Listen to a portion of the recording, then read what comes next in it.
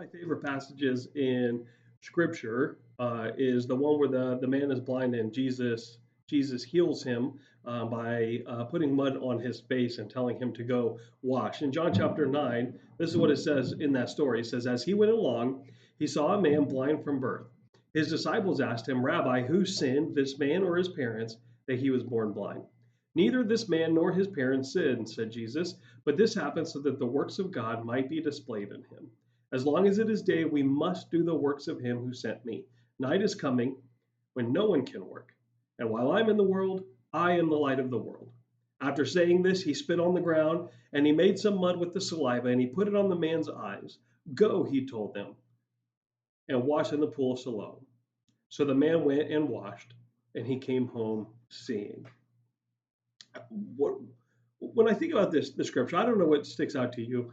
But the first thing that sticks out to me when I read the scripture is that the disciples' first response when they came up on this blind man is to question why he is blind, right? It isn't how can we help this man? It's who do we blame for this? And I think that's sort of a model that unfortunately all too often throughout the history of the church, I've seen the church sort of take this position against the marginalized in our society that sometimes, historically, not all the time, but sometimes the church is focused on the wrong things, or people of the church are focused on the wrong things. That when somebody is hurt or in a bad position or is broken, the idea isn't to help them, is to tell them all the things that have gone wrong in their lives that brought them to this place, or wag our fingers at them and say you should have followed Jesus, or somehow not addressing how to actually help people. And it's true. I do think that often those who are carrying crazy levels of hurt and brokenness are in that spot because of their own decisions. I do think that's true. I think people make bad decisions and because of our sin,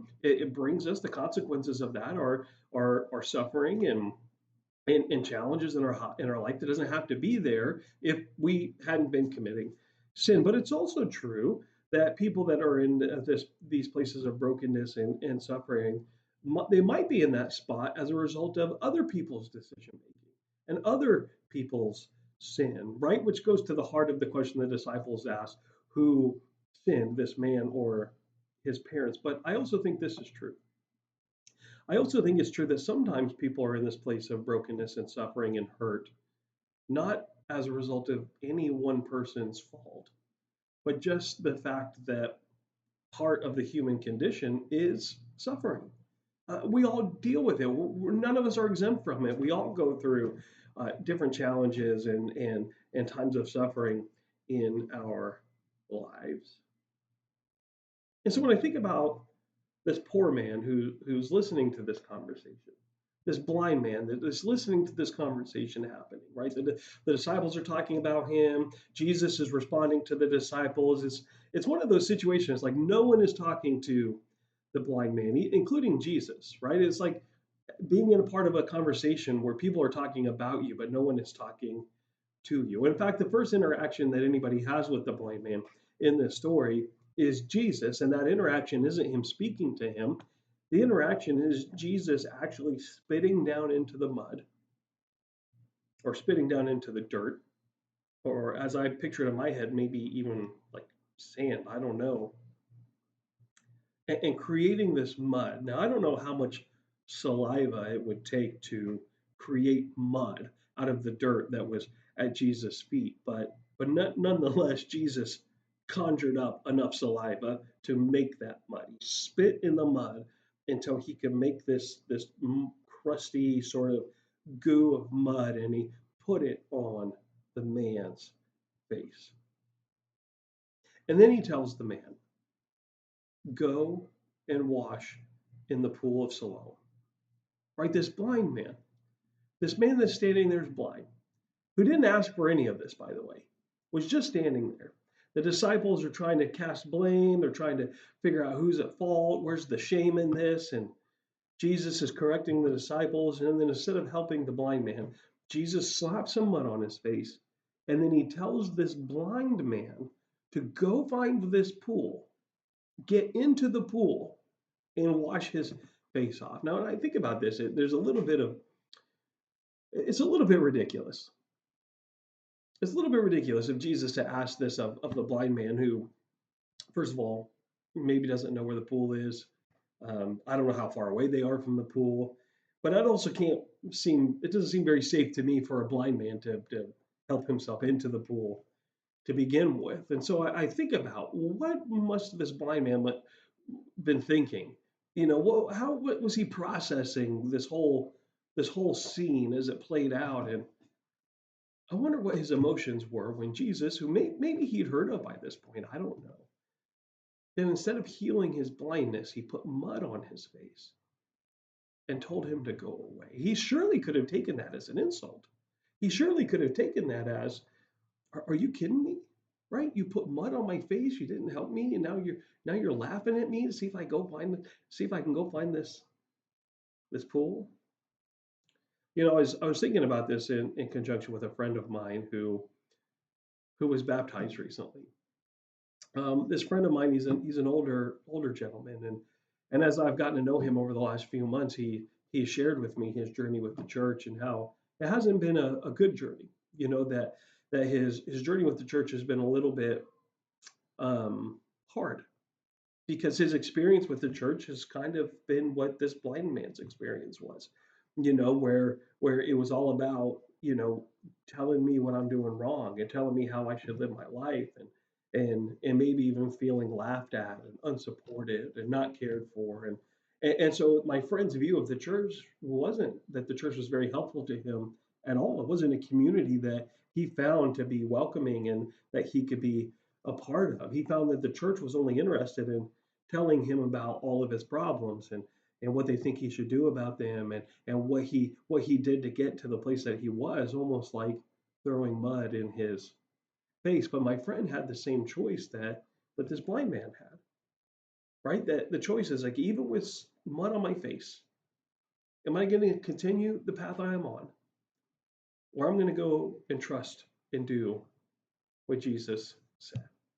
Now we know what would have happened if this blind man would have received Jesus' actions as an insult, if he would have become upset or angered or embarrassed about this thing that happened, where they're talking about his deficiencies, and then there's mud on his face, and then there's this whole go find the pool thing.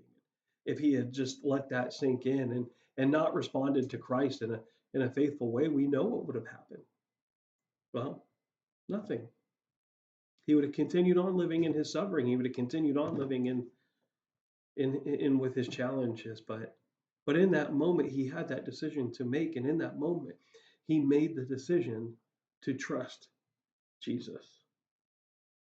I think there's an aspect of the man having to find the pool that's an important one for us to think about, because the man's blind. He's not going to be able to find the pool, and he's probably going to need help getting into the pool, right? So he's going to need help to find it, and he's going to need help to get into the pool. So I don't want to put too much in scripture that's not there, but I do think what isn't written in this story is the name of whoever it was that helped this man find the pool and helped this man into the pool. We don't know who that person is, but we do know that that person played an important role in restoring this blind man's life.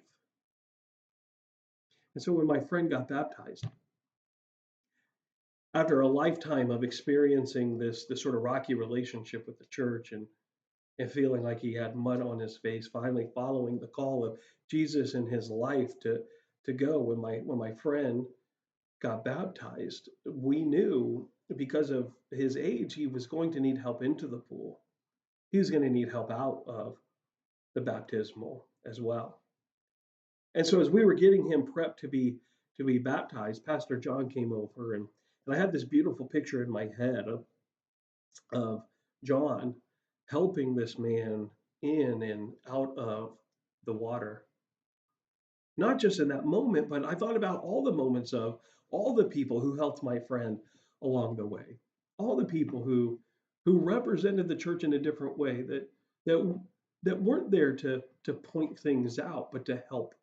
him along, that brought him to the baptismal where he could be helped in and out of the pool physically by my friend. But I have this beautiful picture of this of our pastor John helping him that represents not just that moment, but all those moments where people guided my friend to Jesus and to the church and helping him to get his life back into alignment with Jesus. So he had some mud on his face, but he finally trusted what Jesus told him to do, and Jesus sent others to help. It's funny when you think about it, how many miracles that happen in Scripture that don't happen at the hands of Jesus.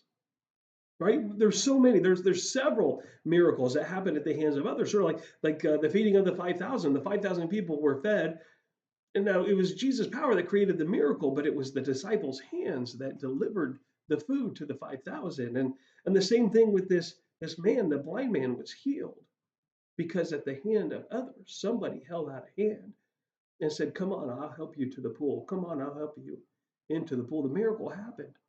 His sight was restored, not because of the mud, but because of the friend. My friend getting baptized was also a miracle that happened because of the hands of others. And so, my question for us today, sometimes we have to look and pay attention. But the truth is that as we represent the church, as we represent Fairview Village Church, as we represent Jesus, as we represent our faith, who has Jesus sent to you for you to lend a hand to? Who is it whose miracle is waiting simply for you to extend a hand?